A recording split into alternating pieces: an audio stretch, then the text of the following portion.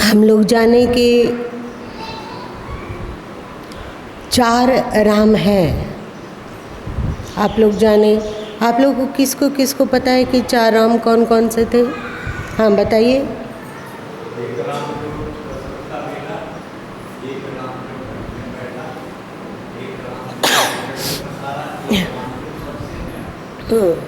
इसको बताइए बढ़िया से कि क्या है।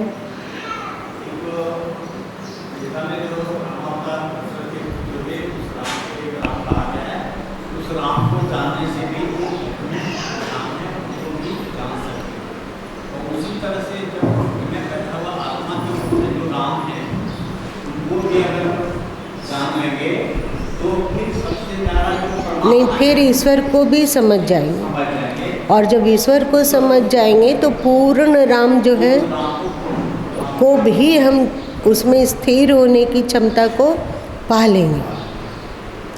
तो एक राम दशरथ का बेटा का मतलब ये नहीं कि हम लोग राम की पूजा करें, इसका मतलब ये है कि उनके गुणों का अनुसरण करें। उनमें इतनी दिव्यता है, उनमें इतने गुण हैं, तो उन गुणों को अपने जीवन में धीरे धीरे करके धारण करें। और जब हम मतलब दशरथ पुत्र राम का के गुणों को धीरे धीरे धारण करते हैं, तो हम लोगों का जो भौतिक जीवन है, लौकिक जीवन है, वो श्रेष्ठ बन जाएगा। बनेगा कि नहीं?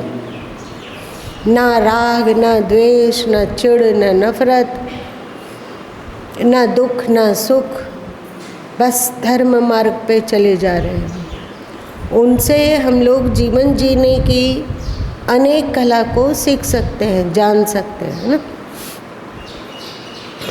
और जब इन गुणों का हम लोगों के जीवन में विकास होगा, तो फिर हम लोग आत्मा राम को भी जान सकेंगे। और आत्मा राम को भली भांति जाना जा सकेगा तो हम संसार के रचयिता ईश्वर को भी जान सकेंगे। और जब ईश्वर, संसार के रचयिता ईश्वर को जान लेंगे, तो फिर हम सर्वव्यापी और इस ईश्वर अथवा आत्मा राम अथवा राम को जो सत्ता देने वाली शक्ति है, उसको भी समझ लेंगे और उसमें भी स्थिर हो सकेंगे। इस तरह सहज ही मोक्ष के मार्ग में आगे बढ़ते हुए जहाँ हमें जाना है वहाँ पर स्थिति हो जाएगी। लेकिन इसके लिए सर्वप्रथम सदगुरु कबीर साहब ने कहा दशरथ सुत राम, है ना। तो हम लोग जब भी राम का उच्चारण करते हो तो हमारे दिमाग में चारों राम की बात आनी चाहिए, क्योंकि हम लोगों को प्रभु ने एक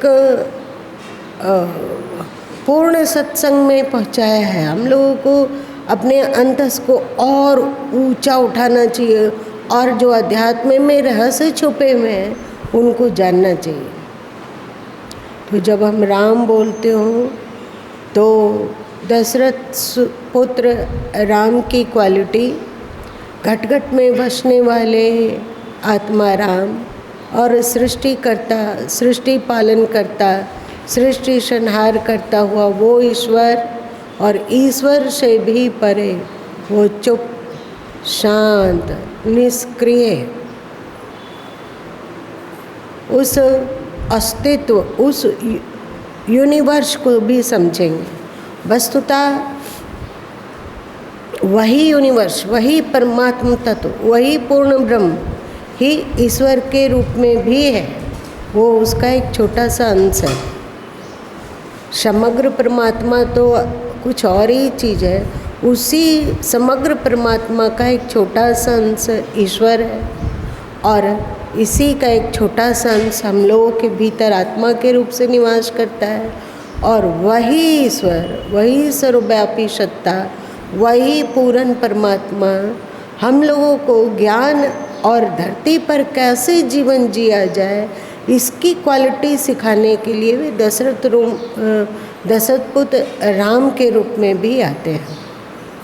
तो अब राग भी नहीं है, द्वेष भी नहीं है, मंजिल की ओर अग्रसर भी हैं, और जो निर्गुणवादी लोग होते हैं वो चिढ़ाचिड़ी करने लग जाते हैं कि इसको हटाओ, उसको भगाओ, उसकी ओर मत देखो, उसको मत सोचो।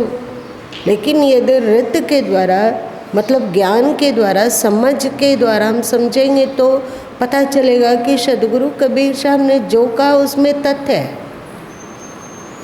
बिना आदर्शतम जीवन को अपनाए हम लोग कभी आत्माराम को नहीं जान सकते हैं। जान सकते हैं क्या? कभी नहीं जान सकते हैं। तो कितना अच्छा सद्गुरु कबीर साहब ने एक तथ्य दिया, एक सीढ़ी बता दिया कि ऐसे चलो, इस मार्ग में चलो। तो अब राम का गुण अनुसरण करना बहुत कठिन नहीं रहा, क्योंकि वे हमारे सामने रहे हैं, धरती के वासी कभी हुए हैं, उन्होंने कैसा जीवन जिया। इसको जानना समझना बहुत भारी बात तो नहीं है। आत्माराम को समझने की तुलना में ये सरल है कि नहीं? सरल है, सरल है। तो कितना अच्छा सद्गुरु साहब ने सरल मार्ग के द्वारा अद्भुत ऊंचाइयों की ओर ले जाने का मार्ग प्रशस्त किया। अब गाओ।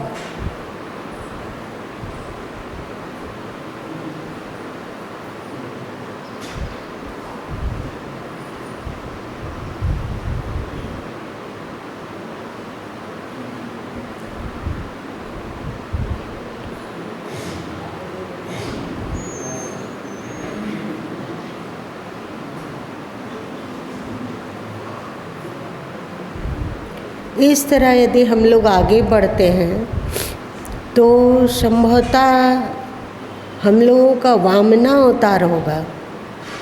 मतलब पैर टिका हुआ है धरती पर सिर छू रहा है शीर्ष को। मतलब कि हम भौतिक जगत के नाम का सुमिरन कर रहे हैं, पर बोध और ज्ञान हमारा शीर्ष तक है।